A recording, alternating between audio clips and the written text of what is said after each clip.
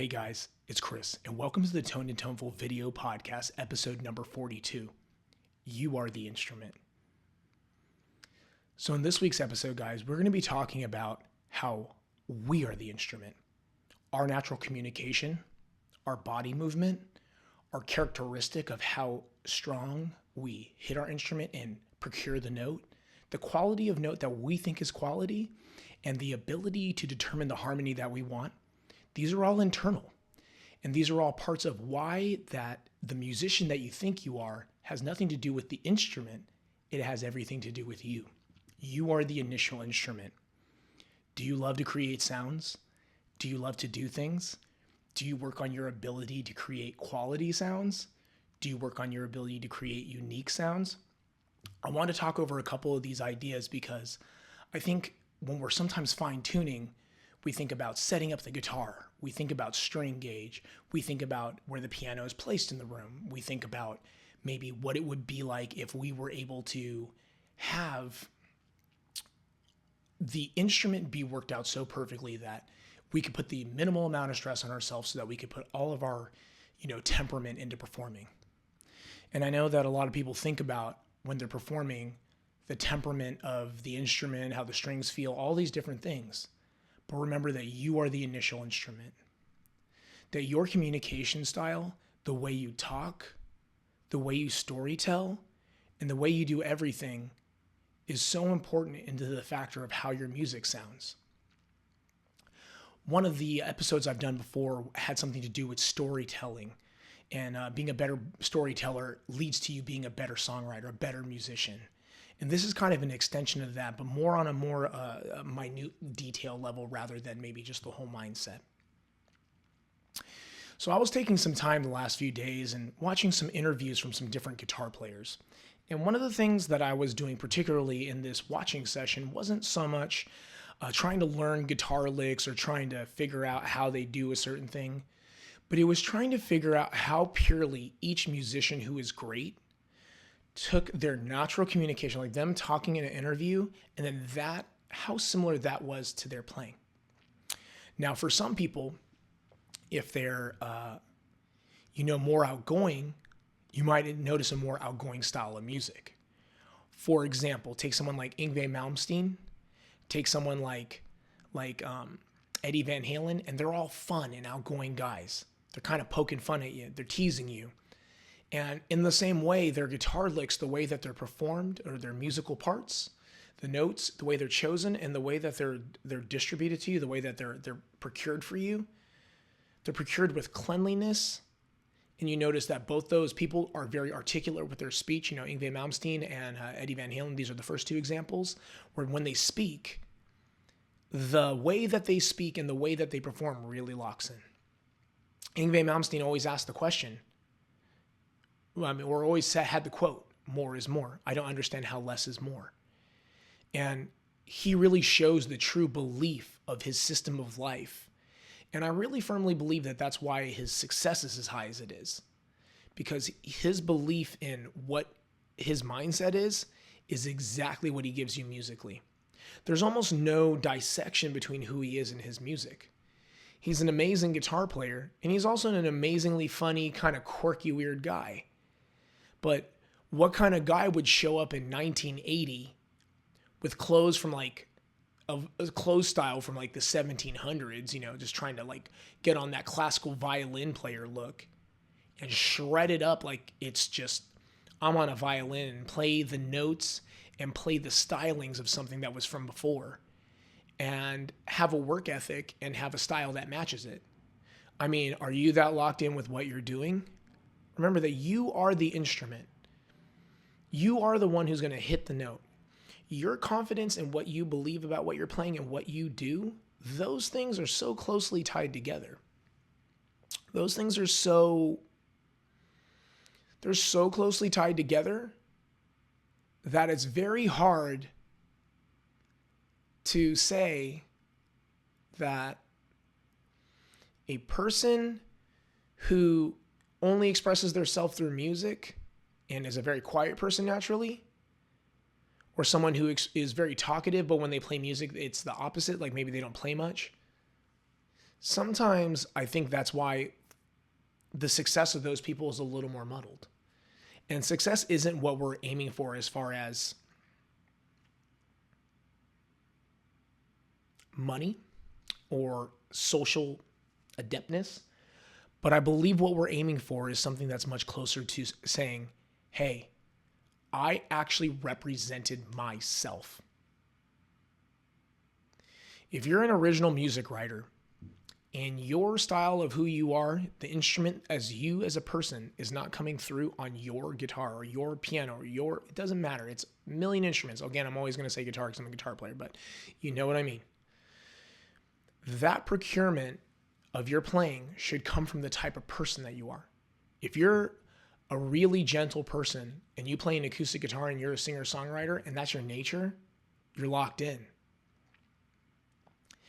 And so again, those two initial examples, someone like Eddie Van Halen and someone like, Yngwie Malmsteen, always about it. Eddie Van Halen's quote is like, you better get on your guitar. Like, if you're not around your guitar right now, you better get on it. Like, you better get over there and start making music, boy. That was like Eddie Van Halen's kind of style of like coming at you. Like it was like a fun, like, yo, man, you better get on your guitar. You better do it. And that natural nature of him, you can tell. Like when you hear a note from Yngwie or you hear a note from Eddie Van Halen, it's procured. You know who it is. You can tell instantly. Any musician who's really starting to earn their stride is one of those people that you hear a sound and you're just like, I know who that is. I can just tell. Especially if you're a music listener, you know what I'm saying? And so when we put ourselves in the place of the instrument rather than putting the job on the guitar itself or on the bass itself or the drums, if we put that on ourselves to go, what does my body need to do to procure this sound? What do I need to do? Who cares about the guitar? That's why you notice someone like Eddie Van Halen or Yngwie Malmsteen can pick up any guitar and sound like themselves because they are the instrument. The instrument is just a throwaway. Like, yeah, if Yngwie plays a Gibson Les Paul, there might be a little more distortion on it because it has a higher output pickup, those humbuckers or P90s or something. But the way that the notes are hit and the way that the determination of the playing is, Yngwie is such a natural instrument himself, he can find that. And another person who's maybe more modern that we can say that about, someone who, we can go, hey, like, they have all these certain sounds and they're there like that, is we can take a few modern guys. You can take a guy like Tosin Abasi. We can take John Mayer. And we can take a really awesome female guitar player, Yvette. And we can also take a really awesome shredder, like Jacob Zaiteki. And so I've met all these people to enough of an extent or watched interviews. So for the first two, I've watched interviews. For the last two, I know them as people a little bit. And so I can kind of go into that. So for someone like, John Mayer is a very clever man. He's very clever. He's kind of like Guthrie. Him and Guthrie are very similar in that sense. They speak in almost riddles, and they've always got kind of this, they're on the precipice of like discovery all the time. Like they're always like, their whole life is like kind of discovering something. But if you look at John Mayer's musicality and his attention to the detail of how he delivers a note, John Mayer sounds different, but the same all the time. John Mayer is always on the precipice of discovery. So he's learning new things and he's kind of like, oh, I want to write an album in this style. So, he's got everything from like that folky kind of country blues rock kind of thing all the way up to just pure pop, right? He's done all those kind of different things. And John Mayer, I've heard him shred a few times, like where it's actually legitimately like kind of shredding. And you're like, bro, this guy's got it all, right? And his speech and his way of delivering music, he's put so much time into making sure it's him that there's no question that John Mayer does not sound like his music within himself.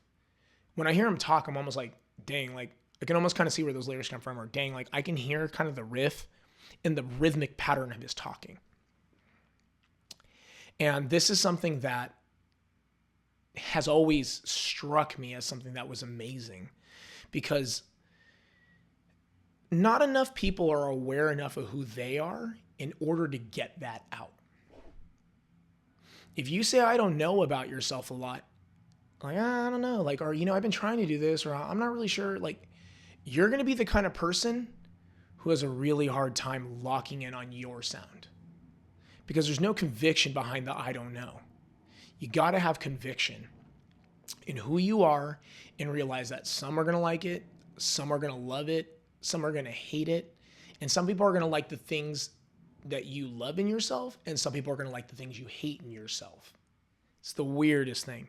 But that acceptance of who you are and putting that out is an incredibly large portion of why some people will never become the musician that they want to be, or why some people will never become the person that they want to be, because the instrument that they use, their self, they have not fine-tuned enough in order to achieve the results that they want, the sounds, the procurement. And sometimes you even think about it like that communication that they have with an interviewer, like you watch a famous artist that you like, in that communication, you watch and you can see the stability in their character. Again, someone like Yngwie, someone like Eddie Van Halen, someone like John Mayer, someone like Guthrie Govan. These people are very, very convicted in who they are. They know who they are, and they're assertive with how they feel about it. They're not mean, but they're kind of like, I'm not going to get my feelings bent, or I'm not going to turn into one of those people who can't learn to express myself correctly with the situation that's going on. And in that sense, I think we all have so much to learn. And one of the things that I try to do when I make music is always be true to myself. Always ask myself, okay, what emotion am I feeling? And if I'm feeling that emotion, how would I write that? How would I represent that? What does my anger sound like? What does my serenity sound like? What does my sexual nature sound like? What does my thoughtful nature sound like? And you start bringing up all these different portions of our character, and you realize that the more that you can come to an alignment on every little part of yourself is more of the alignment that you can have with your music. So self-discovery and self-reflection is one of the highest ways to build up your tonality. If you're a person of very strong character and you need every note to sound really clear, and you speak very clear, and every word that you say is very clear, I imagine you're going to be the kind of person who's in front of a metronome knocking that lick out and getting it very articulate. Like, you know where the fifth note of the phrase is, and you know where the eighth note of the phrase is, and you know how it starts, and you know why it starts the way it starts, and the impact you're trying to make with it. Whereas there's other people who their nature is very off the cuff. Like, they always just kind of say things, or they kind of do things as it comes to mind. And their talking isn't as clear. These people might stutter. These people might slur words where they kind of mix two words together because they're trying to say something. And these people, the nature of their playing, some of their best playing or some of their best procurements might be things that they come up with in a moment. And then they've got to go back and figure out how their emotion at that moment connected with that sound. But they know it's true. There's an authenticity to it. So there's always different directions that we're working from as we work on our personalities, as we work on our playability. For example, there are ways to strengthen this connection. And I learned this hint of advice from many of my favorite guitar players, but someone who does it very well, and it's so, you can hear it in her music all the time. If you listen to the song Parachute by Covet, and you listen to Yvette's guitar parts that she plays right after she sings the first verse, she does this little guitar lead. And, Yvette had talked to me about how she sings melodies before she finalizes. She kind of sings over the part to kind of start really formulating that melodic ladder that she has there. And you can totally hear her voice in there. You can hear the singing, what would have been someone's voice, turned into music. And I think that's one of the most authentic ways to do it. A lot of jazz players will say that if you can't sing it, you shouldn't play it because you are the instrument. Now, I think that that's a very, if you can't sing it, you shouldn't play it is a very, a very extreme version of that. And some people feel that way, so they can literally sing everything they play. But the point of it is if we take some time to actually think of what would be played over something before we play it, rather like say that you're hearing something in D minor, and then the first thing you do is go to the home position minor pentatonic. Come on, man. Come on. Like, I get it. Like, I get that those notes will sound right. But are we standing in line at the cafeteria to get like our like consistent lunch served? Do you know how many guitar players will reach for that first home position pentatonic or right off the rip and not even do anything interesting with it? Literally bend literally bend the high string and then go into some pentatonic kind of like, like little flurry. And that's cool. Like there's nothing wrong with having that style of playing, but you've got to know where your melodicism comes in and what you actually hear. Are you listening to the music and listening to yourself? Or are you just going in? Is that your personality style? Always unprepared? Do you do every speech unprepared? Do you do all your homework unprepared? Then that would make sense. You would just be underprepared and you would just do the most basic thing you need to do. But when we're talking about being the instrument, we're talking about fine-tuning melodies and fine-tuning timing and rhythm to like a very specific nature.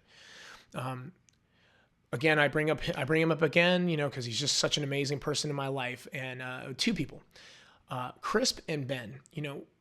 I have a song called Celestial Promise, and I've hashtagged it a few times in my stories and things like that. And it's one of my favorite songs that I've written for this upcoming release. And it's not my favorite because, oh man, like it's all the shreds, or it's not my favorite because, oh man, like it's the best song I've ever written. It's my favorite in a way because it sounds so much like me. It's kind of annoying. Like it annoys me in the sense that I'm like, dang, this sounds like me almost like talking, like the way that I am, like my nature. Like when you're around me, when you hear Celestial and you're around me, it feels very similar. And there are certain parts of the song, like in the beginning, I play the main riff at a certain speed. And at the end of the song, I played the riff again. But when I play the riff again the second time, all the accents are a little bit different. But it's not because I don't want the same riff. It's because the riff that happened before it changed the ending. It changed it. It's the same notes. And ideally kind of placed in the same places. But there's a certain nature to how each note is hit so that the ending sounds like the ending versus the beginning. Some people would probably look at the tabs and go, whatever, they're the same. But if they were to really look at the rhythmic notation and feel it out, or just play the tab the second time, you'd realize you were wrong in a certain way. The tempo's a little different. Some things are going, what's this guy doing? And that's where I have been recently, is I feel like I'm finally hitting a place where I'm the instrument, where I am using my skill set to represent myself on an instrument. And if you can get to that point where you sound like you, no matter what you're playing, then you've nailed it. You've gotten something together that very few people can really piece together. Because most musicians are going to reach for the home pentatonic scale, or they're going to play a major scale and be like, cool. And you're going to be like, that's awesome, dude. Like, that's cool that you know some scales. But was that what they wanted to play against that chord? Like, yeah, I get the key is A minor, but did you do what you wanted? I get it, the key is D minor or D major, but did you actually think about, okay, this chord has a sharp 4 in it, or it has this certain sound. Maybe you don't know the theory, like, because being an instrument isn't about knowing theory. You can know theory and that's great. But if you know how to get the sound, man, you're really working with something. Those gypsy jazz guitar players, for example, a lot of them don't know any theory. But when you hear the complexity of the lines that they play over chords, that's developed through having great language, great communication, and very in the moment playing. Those guys have been playing since they were children. Those people have learned to talk about their playing in a sense of, hey, this is, so-and-so, their playing is always so sexy. And so-and-so, like they're playing so aggressive, man. Like every note is just popping out the guitar. Oh, so-and-so, like every time like they get to this chord and they do this other chord, it's like they always know how to make it so that whenever I'm playing my lead, I can sound perfect if the person's more of a rhythm player. But what do you hear in your head and what do you hear in your soul that determines the guitar player that you want to be, determines the musician you want to be, that determines who you sound like? And sometimes we can find heroes. We can find people who talk similar to us because we're human beings. We all have some similarities. And we can find people who do articulate themselves similar to us. You might even hear certain guitar players that you're like, bro, they played exactly what I would have played over that. Are you serious right now? And the answer is yes, they are serious because They're developing their communication style, and it might have been similar to yours, but the only difference is their music's out, it's dealt with, they're done, they're aware of who they are, they accept it. Maybe you communicate in a certain way and you're always trying to change it. You're always trying to be different. You don't always need to try to be different, but self-reflection and understanding that you are who you are is the intermixing of that. Like, the reason I talked about temple life in an episode is because if you are self-reflective, you hit that monk mode, you know who you are, don't you think your guitar playing is going to sound more like you? I mean, don't you think all your musical playing is going to sound more like you? Don't you think through this time of self-reflection, you become more of an instrument? These are some of the questions that I always ask myself, because what is the way to bring the most out of it? You know? So let's talk over these ideas really quick one more time so that we can kind of finalize them into a little list. 1, sing along with what you play and do it in your rhythm and your natural tonalities. So even if it's just you going do to do to do, and then you kind of figure out notes that go do to do to do, then do that. It doesn't have to be like a perfectly sung, like, you know, major 6 arpeggio that you can just sing it. And like, you know, you can get every note like, you know, exactly perfect without even having to pick up the guitar. That's not the point. The point is that you're aware of, hey, when I go do, and then you play do on the guitar, you're aware of where that note is when you need it. You are the instrument. You need to be aware of where things are. The guitar itself is always static, and you can change the tunings and do whatever you want, but they're a static piece of wood that responds in a certain way. You need to be able to change your temperament so that your way that you play an arpeggio on a certain set of strings, when you play a Squire, when you play the Tom Anderson, when you play a PRS, when you play a Mobius, when you play this, they all sound the same. Can you do that? Can you lock in on that? Is your sound figured out enough where you know that, hey, I sound like this certain sound, and I can pick up different things or play through different amps and achieve that because I'm aware of how that sound is created. It's with this pick, and it's played with this hardness, and this wood is louder, so I got to play like that much softer. And the guitar is kind of quiet, so the way I deal with it is putting on this pedal. We use the tools to get things to work the way that they want to work, but you need to know your initial sound without anybody, you know, and that's why I think a lot of people will always say, like, play an acoustic guitar first. So the question is are you singing along with what you're playing? 2, do you know how to procure the notes in a way that sounds like your speech? Is it articulate? Is it more slurred? Is it quiet? Is it bright? Do you play your notes bright? Do you kind of play your guitar more towards the bridge, or do you play your guitar more towards the neck pickup? A whole new level of dynamics have come out. Do you hold the fret exactly close to the end of the fret, or do you hold the fret more in the middle?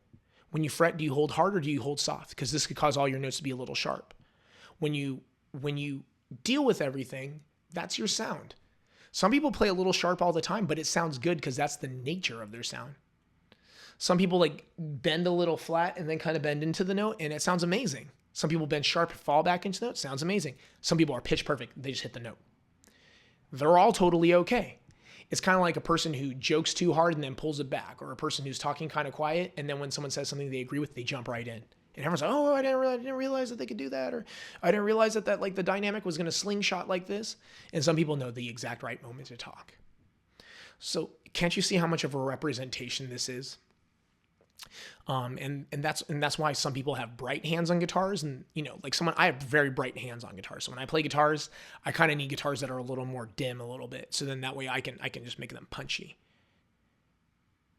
And if I play a really bright guitar, it sounds like I'm just like searing my head off. So I got to play really soft on bright guitars. Bright guitars kind of got me in this weird, like where I'm almost like tiptoeing on my fingers. I can feel like the hitting it too hard, and I can feel the string like needing the playing to be more towards the neck pickup to calm it down. But I'm aware of what my note style sounds like. I'm aware of how articulate of a person I am. I'm aware of like my voice's like character, where there's some brightness to it, but I have raspiness to my voice, and I have this and I have that. And when I communicate with people, I love for them to laugh. So I love to kind of like get into things. So when I play guitar, I get into it in the way that I deliver it the way that I would deliver speech. I want people to laugh. I want people to be having fun. I want them to feel fulfilled. And of course, most of all, the most common thing I hear is I try to uplift people. But every time I send a riff over to Ben, or I send something over to Crisp, one of the things that they tell me is, this is so uplifting. And in that way, mission accomplished. If you sound like you act, if you sound like your spirit feels, that is one of the most beautiful things that you can have in a musical experience. And it's what should be our aim. If you learn scales, that's great. It's a tool to know when to be in key. If you learn chords, that's great. It's a vocabulary to have different textures in your ear. If you learn, rhythm theory and you're like on all these like different, like, cool, that's great to decipher patterns. But the most important thing is can you naturally jump in? I might talk to a professor and he might know a million more words than me, but that professor is going to pull the words out that work for his communication, his style with me. He's going to come, he's going to meet me there. Maybe I need to grow my vocabulary more to speak to that professor, but as time goes on, I would. And that's kind of like our playing. Our playing can evolve. The core value of it might be the same, but it can grow through our perspectives. The more that we discover ourselves, you're like, dude, my playing is growing so much. Like, I sound like me. Isn't that the greatest feeling in the world to sound like you? I know that there's like a lot of people who would say, well, I want to sound like so-and-so. No, you don't. You don't want to be them. You don't want to show up at the guitar store and play a lick and someone's like, you sound just like Yngwie. You sound just like Eddie Van Halen. You'll feel annoyed, dude. I'm going to be honest with you. You would not be happy about that. You'd feel annoyed. Because honestly, the aim that we're trying to do is create something for ourselves. So thank you for joining me in episode number 42 of the Tone and Toneful video podcast. You guys have been amazing. Your support is always amazing. I appreciate you guys holding up with my hold up on the videos. I know that there's been a lot of things that I've been dealing with. And in my last episode, I talk about it. In this particular episode, I'm going to put two links, a link to the last episode in case you guys want to see where I've been and what's been going on and why it took a while for videos to come out. And then I'm also going to add a link to better storytelling is better songwriting. And kind of that's the part A of this video. And this is like the part B, talking about the intricacies of, how we hold our pick and, the strength in our note selections and how our harmonies can be created. And this is going to be a subject we're going to cover again because I would love to see a world where musicians sound like them. That to me is like the ultimate. I don't want to be in a world full of people who just sound like other people. Nothing's worse than when I know someone's really good at guitar and all they can do is copy someone else's licks because they put so much effort into copying the dynamic of that person. And the saddest thing is when a person starts dressing like another person, starts kind of having the overall vibe of another person. I get it. You enjoy it. I get it. But can you be you? Can you be like how Tosin is? Like, last example, I'm going to throw one more in. Someone like Tosin, mentioned him earlier. Guy pops on the scene. The dude's got the flat top hair, the crazy jacket, and he's got all the crazy guitars. He's got all the weird, unique guitars, the Rick Tune, the early Ibanez signature that he had, and all the 8 strings and all the things he was doing, and all the intuition-based playing that he was doing. But if you listen to Tosin speak, and you listen to Tosin articulating his thoughts, you would know he was experimental just by watching him. You would know he's experimental by the way he dresses. You would know he's experimental by the way everything he does on guitar is a little bit unconventional. There's no right or wrongs here. There's music theory. It's a theory, but it's not musical facts. It's not like it's a fact. You don't have to do that. You don't have to play an A minor. There's no rule that says that you can't play an A sharp if you need to use it as a passing tone. There's no rule. If you do it right and it works out sound-wise for what you're aiming for, cool. That is what I'm trying to say here is the quality and the internal decision making on every level are so closely tied. We can go into a million different little factors, and I would love to do another episode where we go into more factors on this. But today's view of it gets past the storytelling part and gets into the individual communication levels, like our phrasing and how we speak, does it sound like that? Our vocal articulation, does our note articulation sound similar to that? So let's keep these things in mind as we're playing this next week. And I hope that self-reflection brings you guys all closer to who you want to be. It brings you closer to your tribe, because as you have a tribe that you can live within, you develop yourself more. You have a drummer who gets kind of where you come from, likes your riffs. You're going to develop your riff style more in the way that you are, because that drummer's support. If you have a singer who knows how to sing over your guitar parts and you're just like, man, every time I write something, this person knows how to get like some vocals on it. Do you not think that you're going to develop greater harmony so that this person can sing? Of course you are, because you're going to be singing in your head and there's going to be a counterpoint. And that's like a conversation. Do you not think that the way that you dress and clothes and the way that you feel and the way that you articulate your look is not something that's going to articulate into the way that you play and the way that it feels? It does. It might articulate to your confidence. It might articulate to your uniqueness. But every little factor stacks in to create the player that you are and to remind you that you are the instrument. So I want to thank you guys for hanging out with me again for the Tone and Toneful video podcast episode number 42. You are the instrument. Thank you guys, and I hope you have a good week. And above all else, stay toned and toneful.